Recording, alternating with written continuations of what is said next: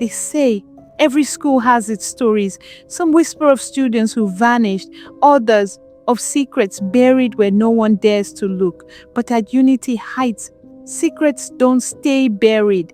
They rise, they move, and one rainy night, they scream.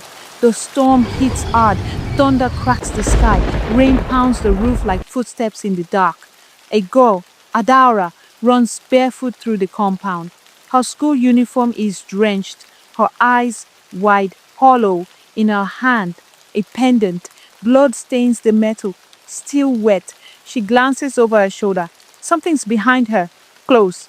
She bursts through the chapel doors, slams them shut. The echo rings out, then fades. The room is still, empty, until the candles flicker to life. One, then another, then all. Adaura's breathing sharpens. Her chest rises, falls.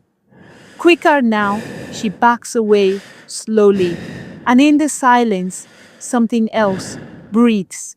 In the heart of Enugu stood Unity Heights Secondary School, a symbol of excellence, of discipline, of pride. Behind the shining plaques and awards, behind the carefully trimmed hedges and fresh paint, was a darkness, deep, ancient, unspoken, morning assembly. Students gather in neat rows, their uniforms crisp, their gazes straight ahead. The national anthem begins to play, soft, steady, reverent. The camera glides across the crowd, innocent faces, hopeful eyes, until four girls appear: Chisom, Ronke, Ngozi, Tomiwa. They walk in perfect unison. Their eyes catch the morning light, but hold something deeper, something not quite right. Each wears a silver ring, identical, smooth, still. Students glance. Murmurs ripple through the lines. The teachers pretend not to see. Mrs. Durojaye steps up to the podium, the principal. Poised, composed, she speaks of morality, of order, of the values Unity Heights holds dear. But then a glance, a nod to the four girls, barely noticeable, easy to miss, unless you're watching closely. In that moment, something shifts, not loud, not obvious, but real. And whatever it is, it's no longer sleeping. Among the students, four held power, power beyond rules, beyond reason. Their wealth seemed endless, their influence unquestioned, and yet their source forbidden. Ronke steps out of a sleek black Range Rover, her movements calm, controlled. A man in Agbada approaches. He looks weak, confused, aged beyond his years. Without a word, he hands her a wad of cash. Cut to Kaisom. Inside a dim hotel room, she kisses a wealthy politician. Afterward, he coughs violently. His face drains of color. She slips a gold pendant into her bag. Her eyes glow. Back at school, they flaunt their riches with quiet confidence. Teachers turn a blind eyes. Grades rise like smoke. No matter the test, the results never falter. Then came Ebere Madu, a name no one at Unity Heights had heard before, a face unknown, unassuming. She transferred in quietly, with nothing but a suitcase and a prayer. She didn't know the rules of the school's darker currents, didn't see the whispers in the hallways. Not yet. But her soul was different. She was raised on scripture and silence. Her mother, a prayer warrior known in every neighborhood vigil. Her presence felt steady, still. And from the moment she arrived, they noticed the fourth. The gazes lingered, too long, too interested. They approached her, warm smiles, careful words, but Ebere just smiled back, polite, but firm. Something inside her didn't trust them, couldn't. It was during a test. Ebere sat still, focused, but something pulled her eyes to the side.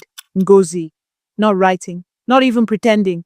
Her hand rested on a blank script, and then she looked up, right into the teacher's eyes. The teacher froze, then smiled, vacant, unnatural. He took the blank paper, nodded, marked an A in red ink. Ebre stared, unmoving. Something wasn't right, not about the teacher, not about Ngozi, not about any of it.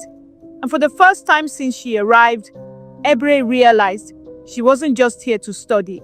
She was walking into something else, something buried and very much alive. They say mirrors show the soul, but in Unity Heights, mirrors scream. Eberai stood in the girls' bathroom, alone, tiles slick with condensation, air heavy, still. She opened her bag, pulled out a small mirror. The glass was ordinary, plain, until it fell. She bent to pick it up. And that's when she saw it. Not herself, not just herself. Behind her, Kisum. But her face was wrong. Eyes, solid black, skin pulled too tight.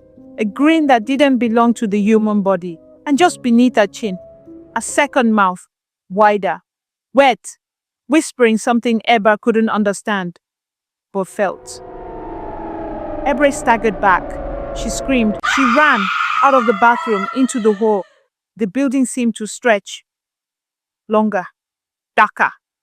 Behind her, they followed, the four girls. Silent, smiling, not running, just gliding. She turned a corner. Another. Then, the chapel. She threw the doors open, wood groaning under her hands, and dove inside. The air changed, cooler, tighter. The girls didn't follow. Not yet. But their presence lingered, just beyond the door, like a stain on the air. In Unity Heights, there are places that protect, and others that only pretend to. The ritual was simple. Seduce, sleep, steal, glory, harvested through lust, wealth, born through decay, bronchi, wrapped in silk sheets beside a wealthy businessman. He sleeps, peaceful. She doesn't. A hand rests gently on his chest. A light, blue and trembling, leaks from his body, drawn like smoke into the silver ring on her finger. His face twitches, his breathing shortens. She smiles, just barely. Back at school, the man is ruined, his company gone, his mind fractured. He mutters to himself outside a courthouse. His wife weeps into her hands. His son stares, empty. And the girls, they laugh. New iPhones in hand, designer bags on their desks. Ebre watches from across the room, still, wide-eyed, unblinking. Mass in the school chapel. The air is thick with incense. Voices murmur in prayer. One of the girls, Tomiwa, sways, then collapses. Hard. Ebre rushes forward, stops. She smells it. So far, she steps back, terrified. Later, the counselor's office. Mrs. Osakwe sits behind her desk, calm, too calm. Ebre demands answers. Mrs. Osakwe sighs, doesn't look up. Her voice is soft, almost kind. Mrs. Osakwe, there are places power comes from. Child, but not all of them. Let go once they're done with you. Mrs. Osakwe, countered. Some debts don't stop with death. Ebre leaves the room shaken, but outside, the air feels colder, and in the distance, the second mouth whispers again.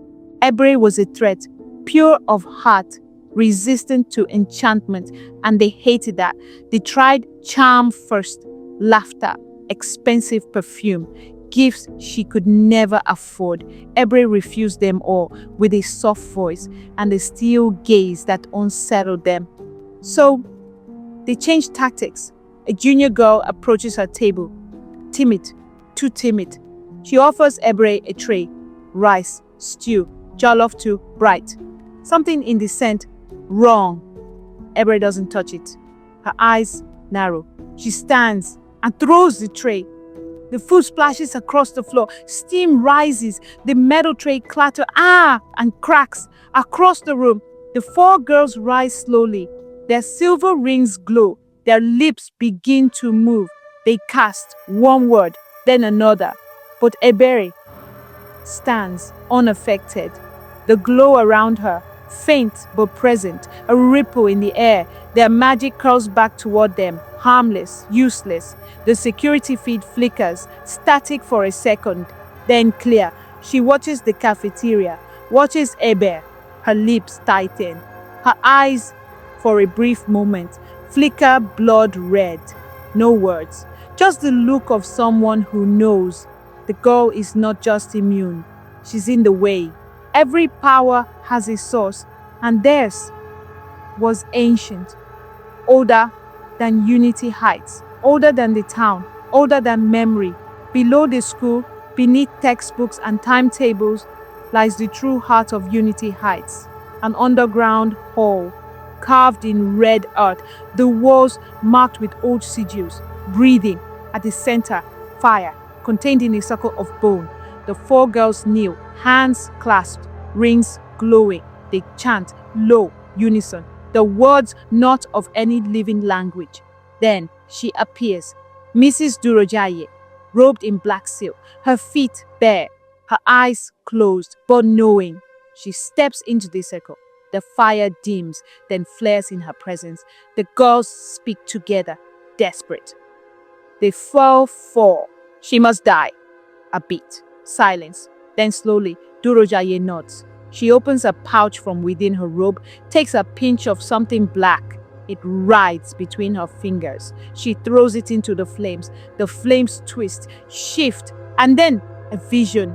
Eber, standing by a river, alone, screaming. Her voice echoes as if trapped in glass. The flames tremble. The vision fades. The fire returns to stillness. Durojaye opens her eyes, blood red, cold. Mrs. Durojaye, softly.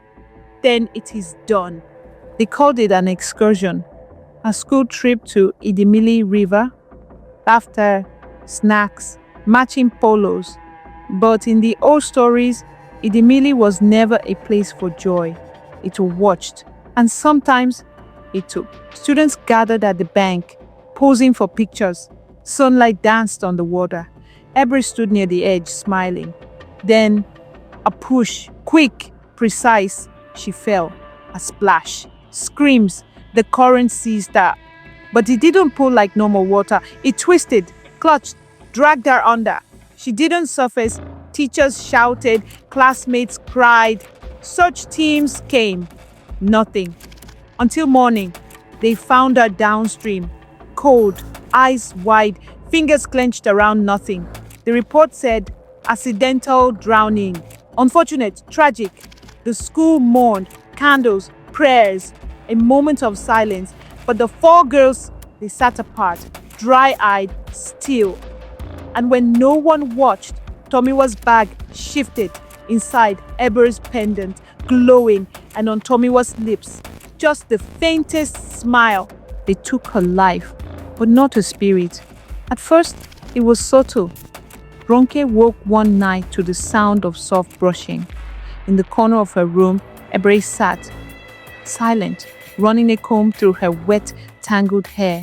Her eyes never blinked. Her movements never stopped. By morning, the floor was soaked.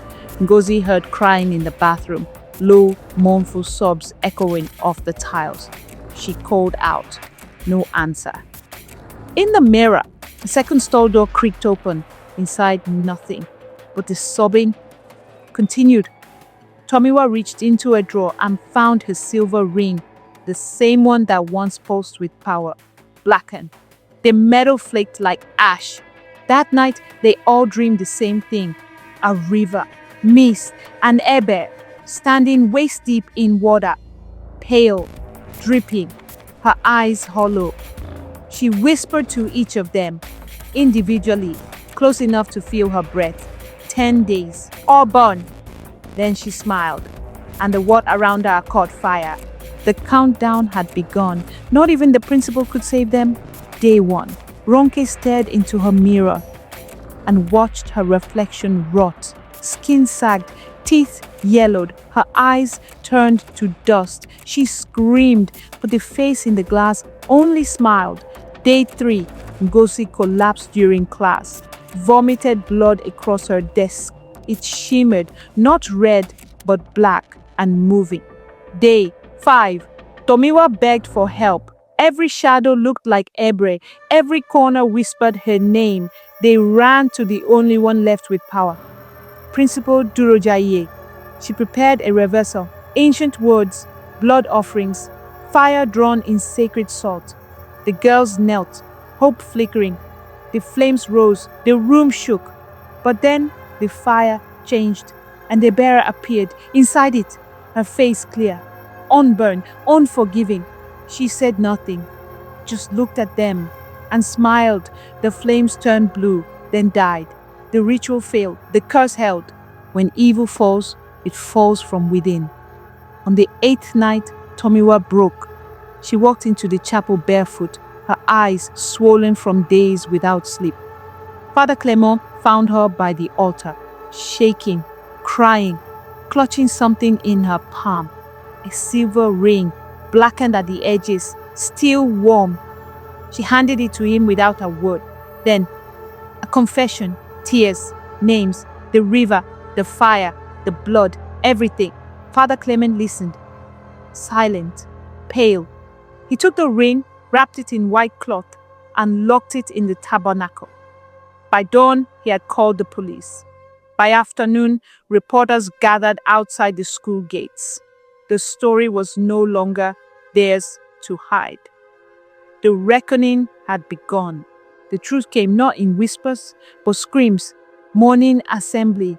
The students stood in neat rows, the anthem playing as usual. Then, the speakers cracked, flickered, and Eber's voice tore through the air. Not soft, not ghostly, loud, clear, commanding. I was pushed, I was drowned, I was haunted. Gasps rippled through the crowd. Heads turned. The projector switched on by itself. Footage played.